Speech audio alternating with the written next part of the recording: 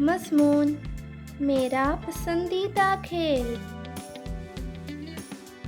میرا پسندیدہ کھیل کرکٹ ہے۔ یہ ایک اچھا کھیل ہے۔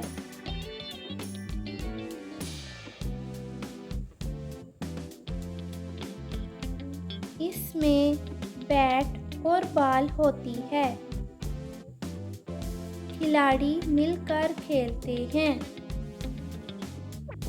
یہ کھیل مزے کا ہوتا ہے۔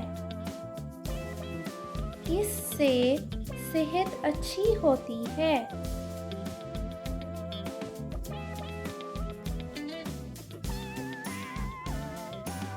ہم اسے دوستوں کے ساتھ کھیلتے ہیں۔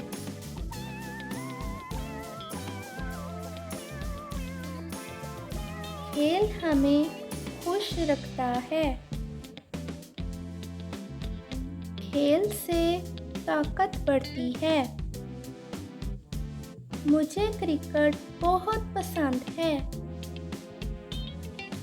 پیارے بچوں، اگر آپ کو یہ مضمون کی ویڈیو اچھی لگی ہو تو اس ویڈیو کو لائک کیجیے اور ہمارے اس چینل رائٹنگ پلینٹ کو سبسکرائب لازمی کیجیے اور اپنے پیارے پیارے دوستوں کو مضمون کی ویڈیوز بھیجنے کے لیے ہمارے چینل کو سبسکرائب کیجیے اور اس ویڈیو کو اپنے پیارے دوستوں کو شیئر کیجیے۔